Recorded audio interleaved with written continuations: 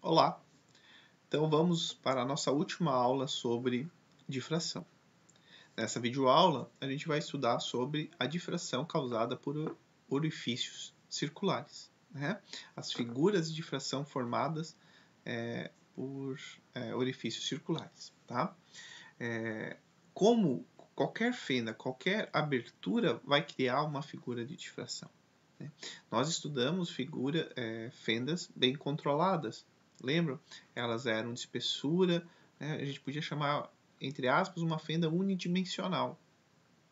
E a gente conseguiu ver que dentro, mesmo elas, não era tão simples, até tinha uma certa complexidade, né? Não muito grande, mas tinha.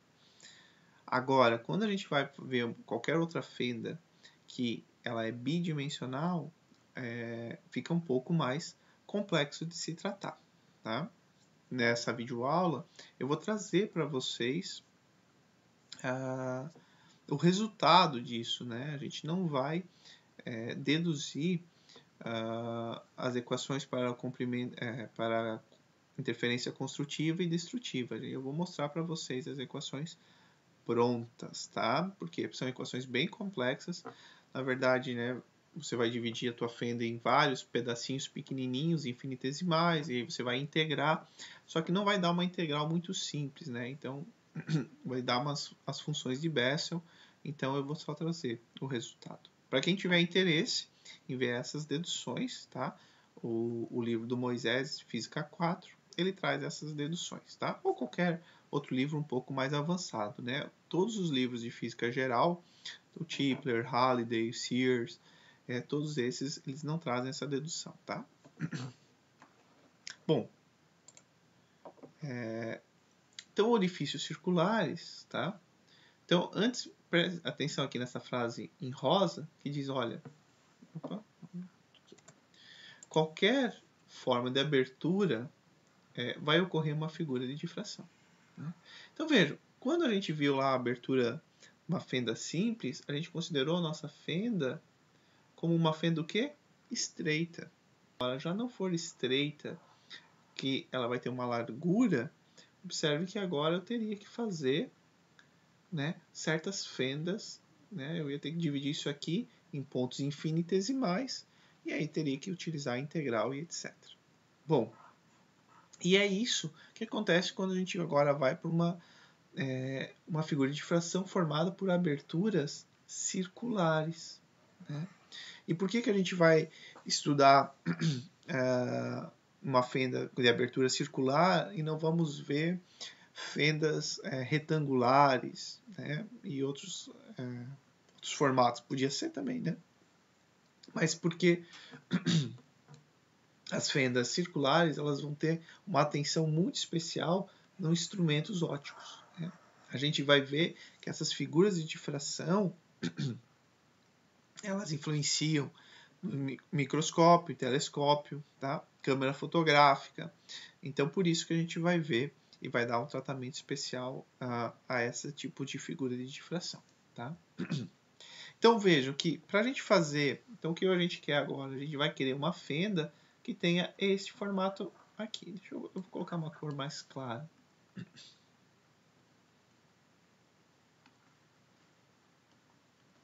Então, a nossa fenda agora, ela vai ser neste formato aqui, certo? Então, vejam que se a gente for considerar várias fendas, agora a gente tem que considerar distribuído por todo esse, que é o círculo, um disco, né? Então, vejam, para encontrar os máximos e mínimos e dividir isso aqui, a gente teria que dividir essa fenda em pedacinhos infinitesimais, encontrar a relação para o pedacinho infinitesimal e aí integrar para eu ter a relação dessa fenda por completo, certo? Vejam, essa integral eu já antecipei lá na abertura, não é nada óbvio, né? Você vai cair em funções de Bessel, então não vai ser feito, não é objetivo desse conteúdo aqui dentro de Física Geral 4, tá? Mas, de novo, quem tiver interesse, em português eu sei, tenho o Moisés, eu tenho ele, então, se qualquer coisa, vocês me escrevam, quem tiver interesse em ver essa parte, tá? Essa dedução. Bom, então, omitindo essa dedução, mas utilizando as respostas dela, o que que nós temos? Opa. Então, fazendo, né, aplicando tudo, fazendo essa integral, você chega na resposta que para, né, o primeiro anel escuro vai acontecer num ângulo θ1, tá? Aonde que o seno de θ1 vai dar este valor aqui, 1,22 lambda sobre D, tá? Porque a nossa figura agora ela vai se formar uma figura assim, ó. Centro claro, daí linha escura, um anel claro, um anel escuro, um anel claro, um anel escuro, e assim por diante. É essa figura de difração que vai ser formada quando a gente tem uma abertura circular. Então, a gente tem aqui os dados, o primeiro anel escuro, e isso vai nos dar o diâmetro do nosso anel central, vai ser dado quando o lambda sobre D vezes 1,22. Né? Então, o θ1 vai ser o arco seno deste valor aqui. Então, observe que esse D é a abertura, né? É o diâmetro da abertura da nossa fenda. Então, seria isto daqui, o D. Já para o segundo anel escuro, né, o ângulo que o segundo anel escuro vai estar, vai ser dado por essa equação aqui. Opa, aqui vamos já consertar, né? O segundo, e eu já vi que lá embaixo, né, o Ctrl+C, Ctrl+V, faz a gente causar isso, né? Pronto, né?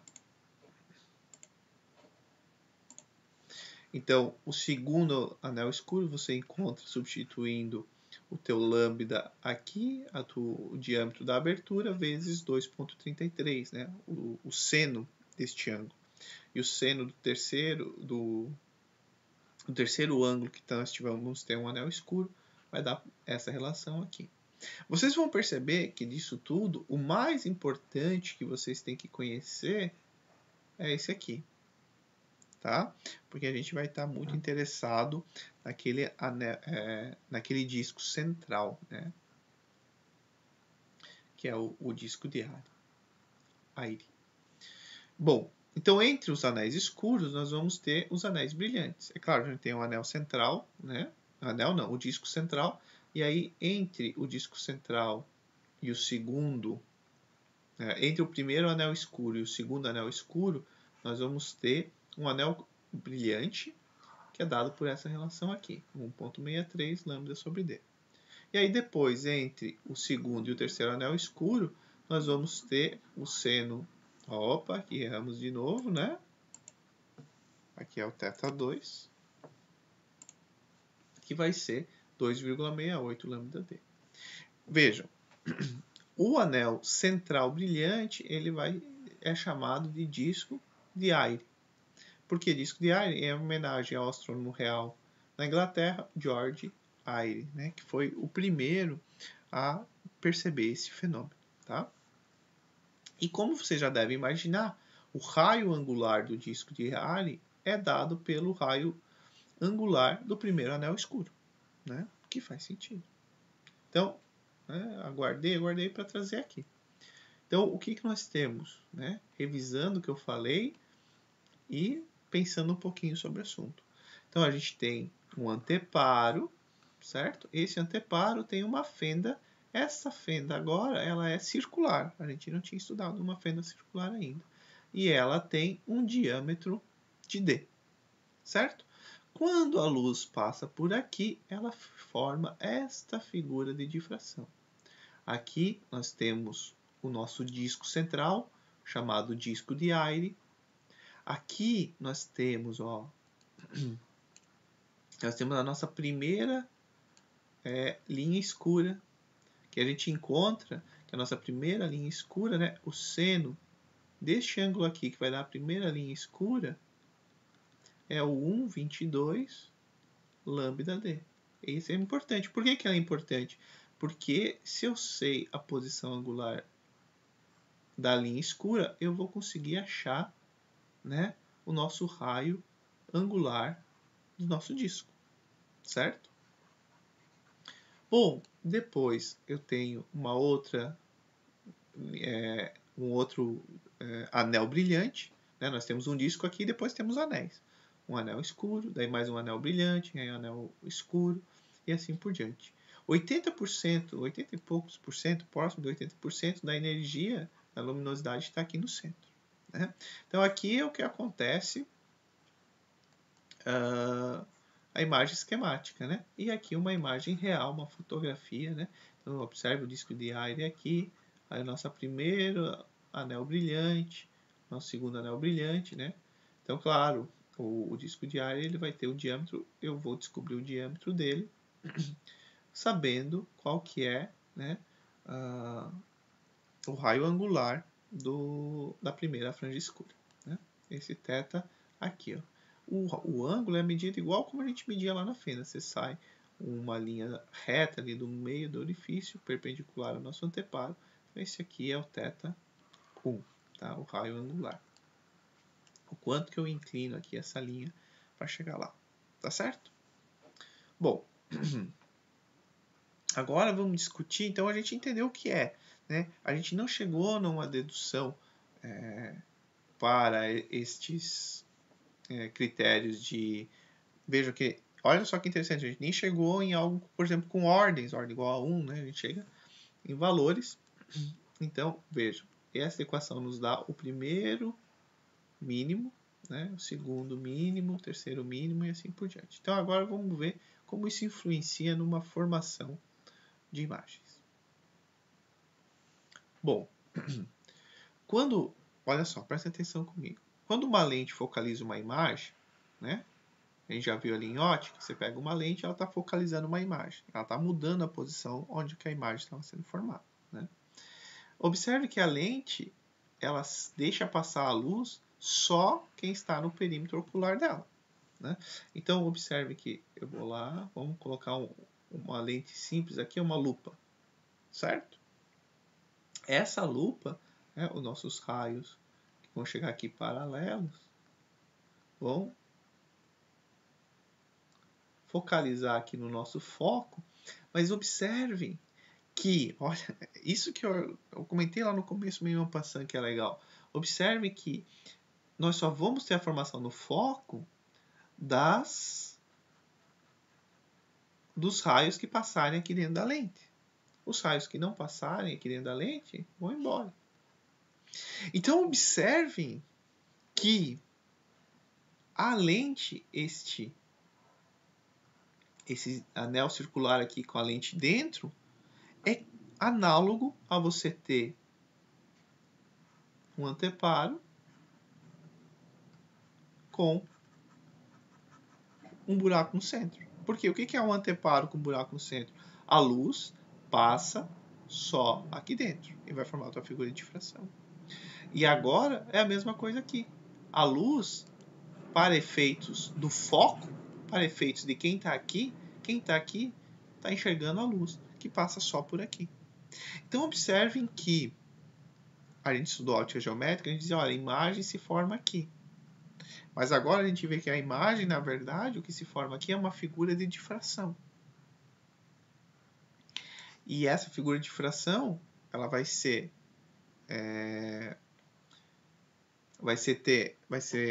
praticamente uma própria imagem estudada pela ótica geométrica, dependendo do tamanho que nós temos aqui. A gente vai ver que quanto menor este... Deixa eu apagar aí, que já estava muito ruim, né?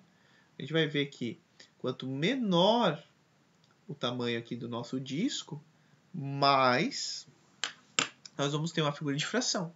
Então vejam, na verdade, tem que pensar que não é que deixa de ser ótica geométrica e agora é ótica física. Não, é sempre ótica física. Mas a ótica geométrica, ela é um caso particular de quando o raio do nosso disco ele é muito grande. Quando o raio do nosso disco é muito grande, a gente pode entender como está todo mundo focalizado lá no foco. Agora, quando o nosso raio é muito pequeno, na verdade a gente tem uma figura de difração, onde que principalmente está tudo focalizado no foco. mas a gente vai ter parte da energia nos anéis secundários e assim por diante, tá? Então é isso que a gente vai ver. Bom, então, quando uma lente deixa passar, ela está no perímetro. A lente se comporta como uma abertura circular em uma tela opaca, né? Então essa é a ideia. E aí, a abertura da lente, ela vai produzir o padrão de interferência. Tudo que eu já falei, mas como eu já disse para vocês anteriormente, eu gosto de fazer essa releitura. Bom, então os efeitos de difração muitas vezes limitam a capacidade de telescópio e outros instrumentos ópticos gerarem imagens precisas. Então vejam, lembram que qual é o problema se você tem, por exemplo, uma lente de telescópio ou uma lente de microscópio, que a lente começa a ser muito grande, né? O problema é que ela vai começar a criar aberrações. A nossa imagem ela não vai estar mais focalizada lá num único ponto. Lembram? Ela vai começar, né? A gente daí não pode tratar mais como raios paraxiais. E aí você vai ter parte da imagem sendo formado em pontos diferentes. Isso é um problema. Só que agora a gente viu que ficar diminuindo o tamanho da lente, eu estou diminuindo o raio, o diâmetro do disco, o diâmetro da abertura. Então eu vou começar a ter fenômenos de difração. Então agora é esse o jogo. O que eu vou preferir? Né? E a gente vai ver que isso pode ser um grande problema para você distinguir objetos, que é o que nós vamos ver agora. Né? Então, aqui uma... Opa! Sem spoiler. Então, quando a gente tem dois objetos pontiformes, né, quando focalizamos através de uma lente, o que a gente vê não é a imagem dos dois pontos, né? É sim as suas imagens, né? As suas imagens não são, quer dizer, claro, a imagem é dos pontos, mas quando a gente focaliza um objeto pontiforme, as imagens não são dois pontos nítidos, é isso que eu quero dizer. Né? A imagem lá focalizada não vão ser dois pontos nítidos, e sim uma figura de difração de dois pontos. Né? Uma figura de difração nos pontos aonde que a gente está achando que são dois pontos. Né? Então, o que acontece é que se os objetos estiverem muito próximos, as figuras de difração elas acabam se superpondo. Né? Então, observem que quando a gente tinha, vamos pegar o exemplo, deixa eu pegar aqui, vou pegar um espaço, deixa eu só ver uma coisinha. Tá, então deixa eu só pegar um espaço aqui.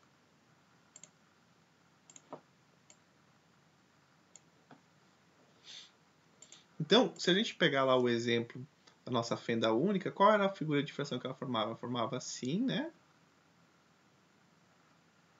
Nossa, mas ficou muito horrível, né? Vamos ver. Bom, mais ou menos, né? Então agora, se isso aqui for muito largo, essa figura de difração for muito larga, eu tenho dois objetos, e o que eu estou dizendo é que os dois objetos estão formando a figura de difração, isso aqui pode ser de tal maneira que eu posso ver uma coisa só. Né? Por quê? Porque as imagens que a gente está vendo, como elas passaram por uma abertura circular, a gente não está vendo a imagem de dois pontos, a gente está vendo a figura de difração desses dois pontos. Mas que a intensidade é muito, né, 80 e poucos % lá onde que eles estão localizados. Então, o que a gente tem que cuidar agora é o que a gente quer é que a gente consiga distinguir esses dois pontos. Tá? E isso vai depender da nossa abertura, porque é a nossa abertura que vai dar o tamanho do nosso disco de Eile. Tá? Então aqui embaixo, você já deve ter visto eu passando aqui, a gente tem três fotografias do mesmo sistema. Tá? Observe que aqui com uma abertura pequena, vocês não têm como dizer que esse objeto aqui, se ele é um objeto, ou se é dois. Né? Esse aqui, beleza. Esse aqui, beleza. Agora, se a gente diminuir ainda mais, quem sabe a gente nem vai conseguir distinguir esse aqui de 3. Então, para aberturas pequenas, a figura de difração ela vai causar o quê? Esse máximo central, eles vão se sobrepor. né? Agora, à medida que nós vamos aumentando a abertura do nosso orifício circular, observe que a gente começa a ver uma definição maior, uma melhor resolução, tá? Então, esse aqui que não dava para distinguir, agora a gente já percebe que eram dois objetos, né? E a gente continua ainda vendo o padrão de difração. Quando a gente vai para uma abertura grande, olha só, os mesmos objetos super separados, né? E a gente perde de ver a figura de difração e a gente pode dizer, olha, a imagem são meus pontos mesmos, né? Mas é uma impressão só porque a abertura é grande, então a figura de difração ela acaba às vezes não mais perceptível, tá?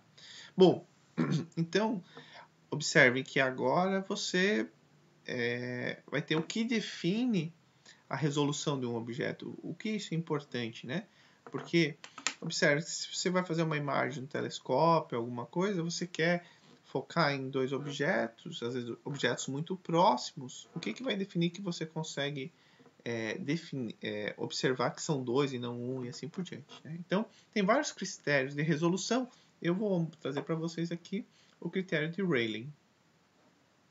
Então, o que a gente tem que o critério de resolução para dois objetos pontiformes, é isso que a gente vai ver, é algo que a gente já discutiu. Se eu tenho dois objetos, tá? E eu quero observar esses dois objetos. E eu sei que o que eu vou ver é a difração desse objeto e a figura de difração desse outro objeto. Um segredo, qual é o segredo para eu conseguir distinguir os dois? Que o disco de aire desse objeto aqui esteja localizado bem aonde? No primeiro mínimo desse outro objeto aqui, né? A gente já fez algo parecido, eu acho que em muitas fendas, né? Eu acho que foi lá. Então esse é o segredo. E que parece bem, entre aspas, óbvio, né? Porque se eu consigo colocar o meu disco de aire do objeto 2 no primeiro mínimo da figura de difração do objeto 1, eu vou conseguir distinguir os dois objetos, né? E é o que a gente tem aqui em azul, né? Dois objetos estão começando a ser distinguíveis quando o centro da figura de difração de um dos objetos coincide com o primeiro mínimo de figura do outro objeto. Bom, se nós aplicarmos lá a nossa equação para o primeiro mínimo de uma fenda circular, ela é dado que o seno deste ângulo aqui era dado por 1,22 lambda sobre d. Então vejam, o ângulo de Rayleigh, que é o nosso critério que a gente está adotando, ele diz, olha, vai ter que ser esta relação aqui. O arco seno de 1,22 lambda sobre d vai nos dar, a partir deste ângulo, os objetos vão estar distinguidos, né? A gente vai conseguir distinguir. Então, se eu tenho aqui, ó, eu tenho um objeto, tem um objeto aqui, tem um objeto aqui, saco, né? E aí eu tenho aqui um orifício circular aqui, a gente vai conseguir distinguir. Vamos só fazer o seguinte, vou colocar, vou fazer assim. Vou colocar um objeto, vou mudar as cores. Tá, tem isso aqui.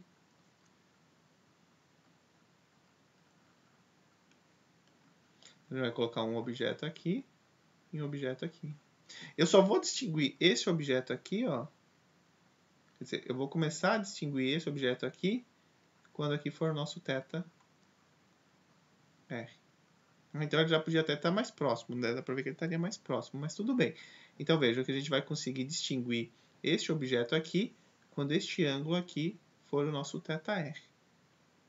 Tá? E a gente consegue distinguir. Observem que se este valor aqui for muito pequeno, né?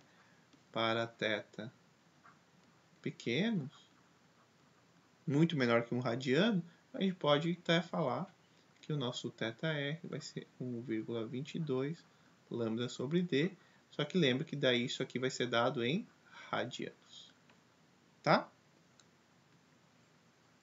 Bom, a separação mínima entre dois objetos para que eles podem ser distinguíveis em um instrumento óptico, nós chamamos de limite de resolução.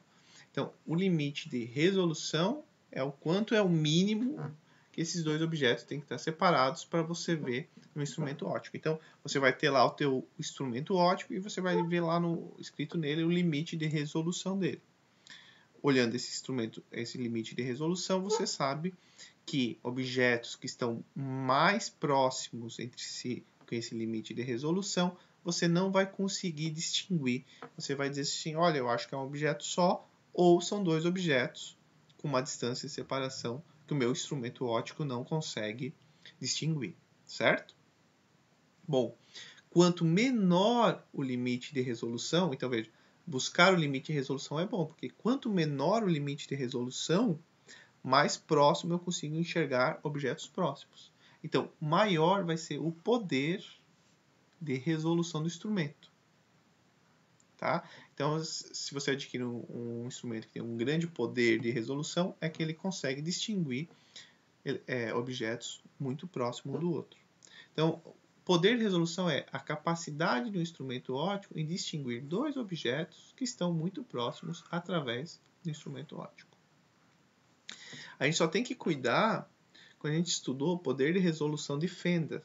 Né? Poder de resolução de fendas, né? Quando a gente viu uma rede de difração, o poder de resolução de uma rede de difração era a capacidade daquela rede de difração de conseguir distinguir dois comprimentos de onda diferentes. Aqui nós estamos falando de outro poder de resolução. A gente está falando do mesmo comprimento de onda, né? Está chegando, só que de dois objetos que estão em pontos diferentes. Então, cuidar com essa pequena diferença, tá? Bom, se o poder de resolução ele é dado pelo o quanto mais eu consigo distinguir, vejam, quando que eu consigo distinguir mais objetos? Quanto menor o nosso θr, como posso mostrar aqui? Eu acho que vou desenhar aqui mesmo. Então vamos lá. Então o nosso objeto aqui e o nosso outro objeto aqui, certo? Essa linha aqui, ó, vamos chamar este ângulo aqui de θr. Então observe que quanto menor o nosso θr, tá? Mais próximo eu posso ter os objetos, né? É maior, deixa eu colocar aqui, né? Quanto menor o θr, maior poder de resolução.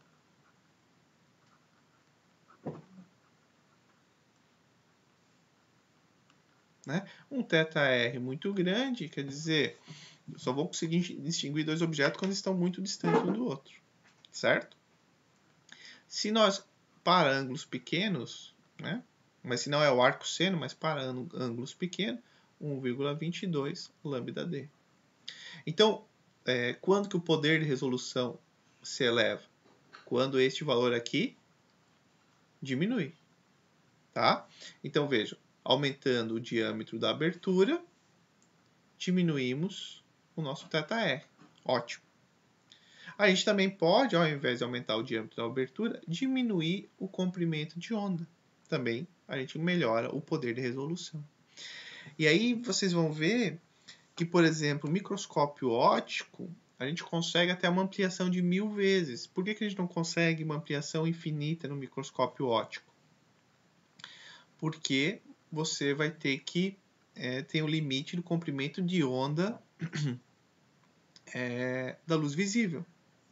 Se você conseguir um comprimento de onda menor, você consegue um microscópio óptico quer dizer que daí vai deixar de ser óptico, né? Porque não está mais na luz visível, mas você consegue um microscópio com um poder de resolução, ou seja, você consegue distinguir dois pontos mais próximos. Você tinha dois pontos que eram muito próximos. Com o microscópio óptico, né, luz visível, você não conseguia distinguir, você achava que era um ponto só. Com o microscópio, por exemplo, com luz ultravioleta, que tem comprimento de onda menor, você já começa a distinguir esses dois objetos. Um microscópio eletrônico, que é gerado, não é tão óbvio, mas ele é gerado através da dualidade onda-partícula com elétrons, né? A gente consegue um comprimento de ondas muito pequenos e você consegue uma ampliação de até 100 mil vezes, né? É um contraste. E um exemplo que vocês têm no dia a dia, que vocês conhecem, é o exemplo do CD, do DVD e do Blu-ray. Qual que é a diferença entre eles? A gente já falou do CD um pouquinho lá, que o CD ele acaba sendo bonito, né? O Blu-ray também. Você vê o fenômeno de difração. O que acontece? Para você gravar um CD, então, de maneira bem tosca, um CD ou um DVD, tanto faz, bem tosca. Você vai lá, você cria um buraquinho, você cria um buraco aqui, aí depois você cria um buraco aqui, daí você deixa o espaço vazio, um buraco aqui. Então, quando o laser passa, ele vai dizendo, opa, aqui tem buraco, é 1. Opa, aqui não tem buraco, é 0. Aqui tem buraco, é 1. Aqui não tem... Aqui tem buraco. Agora não lembro se era 1 ou 0, mas não importa, né? Onde que tem lá? Aqui tem uma reentrância, é 0. Aqui não tem, é 1. Aqui tem, é 0. Aqui tem, 0. E aí você vai escrevendo 0, 1, 0, 1, 0, 1, certo? Só que a questão é, para que o nosso equipamento leia isso, há um limite, né, que é dado pelo poder de resolução.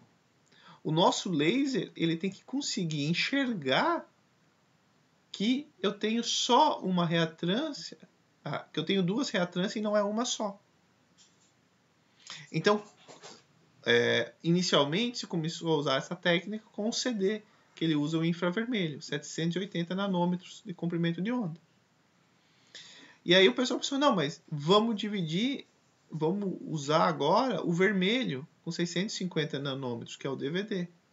Por que o vermelho você consegue guardar mais dados num DVD que um CD, se eles têm o mesmo tamanho? Porque estes reentrâncias, né, eles podem ficar mais próximos. Por que eles podem ficar mais próximos? Porque você aumenta o poder de resolução, diminuindo o comprimento de onda. Né? Você faz com que o teu θr diminua, então você aumenta o poder de resolução. E depois, mas se a gente usar agora um raio na cor, uma onda na cor azul, que é o Blu-ray, opa, eu diminuo ainda mais o meu lambda. Então, diminuindo o lambda, eu também diminuo o meu θr, ou seja, agora eu consigo colocar risquinhos muito, muito, muito próximos e a gente consegue distinguir, né, esses todos os dados que estão ali. Então, por isso que a capacidade de armazenamento de dados no Blu-ray é muito maior que um DVD e o DVD é muito maior que um CD. Simplesmente poder de resolução. Tá? Bom, então vamos, para encerrar, um exemplo. Tá? Então, uma lente de uma máquina fotográfica com abertura de 25 milímetros forma uma imagem de um objeto situado a 9 metros. Certo? Se a resolução limitada pelos efeitos de difração... Se a resolução é limitada pelos efeitos de difração, qual é a distância mínima entre dois objetos, tá, que podem ser distinguidos? E depois muda o tamanho da abertura máxima. Então veja, qual que é a distância mínima? O que nós temos aqui? Nós temos a nossa lente da máquina fotográfica, que tem a abertura D. A distância nesses nossos dois objetos, eles estão a 9 metros. E aí eu quero saber qual é este theta, o theta de Rayleigh, né? Qual que é ele que vai me dar esse valor de D, né? Essa distanciazinha mínima entre eles. Então, através do critério de Rayleigh, a gente consegue encontrar quem que é o θr, né? Então, observe, o nosso θr, ele vai ser dado o arco seno de 1,22 lambda sobre D. Isso aqui vai dar um θ muito pequeno. Então, eu poderia trabalhar em radianos, e aí eu já tenho o próprio θr. Mas eu optei, só para ser diferente, a gente sempre faz em radianos, eu peguei, calculei o arco seno aqui e encontrei esse valor em graus, tá? Só para ser diferente. Mas se eu já pegasse esse puro valor, eu tinha ele já em radianos, porque ele é muito pequeno. Mas só para fazer diferente. Bom, então observe que para esse nosso sistema, ou seja, faltou aqui, né? É para usar um comprimento de onda de 500 nanômetros. Então, para uma lente com abertura de quanto mesmo? 25, né? Para uma lente com abertura de 25 milímetros, tá?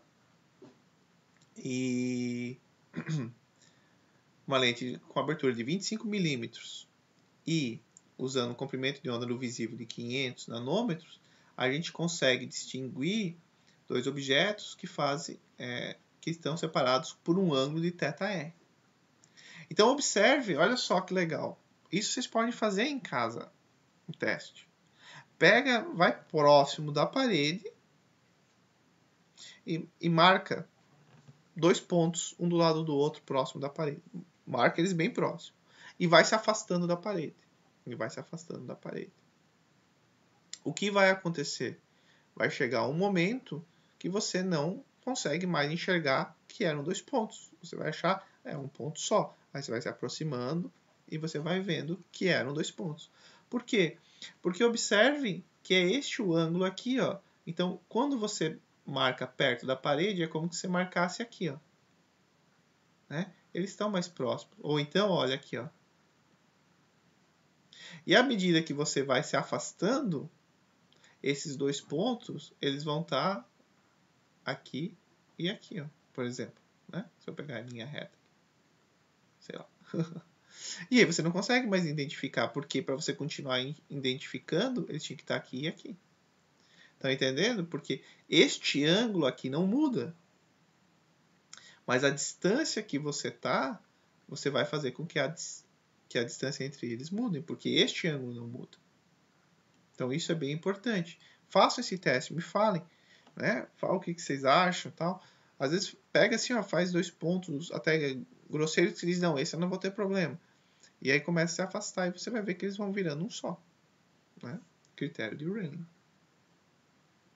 Então quanto mais perto você vai estar aqui, né? Você mais vai conseguir distinguir, mais perto pode estar esses pontos. Bom, então nós encontramos esse valor aqui, e esse valor foi dado simplesmente pela abertura do nosso orifício circular e o nosso comprimento de onda usado. Para eu encontrar o nosso D, eu vou usar o quê? Tangente de θr. Veja, se eu tivesse feito em radianos, era só usar aqui o valor em radianos, né? Porque é ângulo muito pequeno. Mas eu preferia usar em graus. E calculando a tangente, a gente vê que eu consigo distinguir com essa máquina fotográfica um objeto, está lá o objeto. Eu consigo distinguir com essa máquina fotográfica, se eu tiver a 9 metros, eu consigo distinguir lá no objeto uma distância de 0,22 milímetros. E é isso que você está com a câmera, o objeto está a 9 metros, e você lá olha lá no pedaço lá do objeto que você está com a câmera olhando, você consegue ver 2 objetos pequenininhos a menos de 1 milímetro um do outro, menos de meio milímetro um do outro, você consegue ver que tem 2 objetos e não um só. Legal, né? Agora, vejam se de 25 milímetros de abertura, você mudar para 3 milímetros de abertura. O que acontece? A gente faz o mesmo procedimento, né? O nosso θr, nosso ângulo de Rayleigh, vai ser 1,22 lambda, dividido agora para a nossa nova abertura. Eu fiz em graus de novo, não precisava, Aplicando a tangente, a gente vai ver que nós temos agora 1,75 milímetros. Ou seja, se você trocar a tua lente, olha só que bacana. Vamos pegar aqui, até vamos pegar um espaço novo. Você tá lá com a tua lente aqui, né? E aí tem um objeto, o objeto está aqui a 9 metros, certo? Se... Vamos até aumentar o objeto. Aumentar lá o objeto. Que você está focando. Se você usar uma abertura de 25... Vamos mudar de cor aqui. Vamos mudar de cor e aí para distinguir as duas aberturas. Se a gente usar uma abertura de 25 milímetros, você consegue ver dois objetos que estão a 0,22 milímetros. Mas se você pegar a tua câmera, trocar a abertura dela por uma abertura de 3,125 milímetros, você não vai distinguir esses dois objetos. Você vai precisar, se for meio, é 25. Vamos fazer 25. Então são 4 mais 3, 7 vezes. Né? Você só vai conseguir distinguir do objeto, sei lá. Vamos dizer que aqui tem mais ou menos 7 vezes. Objetos que estão a essa distância aqui. Todos os objetos pequenininhos que estão aqui, vocês vão achar que é uma coisa só. Aqui é a partir disso que você consegue enxergar. Né? Interessante. E aí entra um ponto interessante, claro, para abertura de 25 milímetros, conseguir distinguir, também tem que ser máquinas fotográficas poderosas. Mas falando em máquina fotográfica, muitos fotógrafos acabam fazendo o quê? Optando por máquinas com lentes menores. Por que eles querem lentes menores? Para evitar todas aquelas aberrações, né, e tentar quase todos os raios serem paraxiais. Mas qual é o problema de lentes menores? Você começa a ter a difração acontecendo e você vai perder resolução para objetos muito próximos, muito próximos. Né? Então, tem que ver qual é o objetivo que você tem, tá? Então é isso. Fechou, tá? Pessoal, acabou a parte de difração, tá?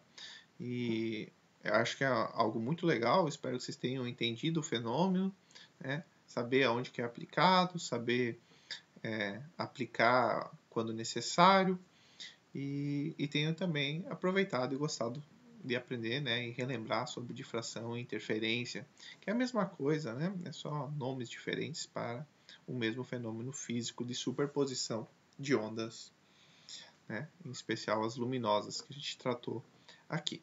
Tá certo? Então, nos vemos na próxima videoaula com um novo assunto que vai ser polarização. Valeu!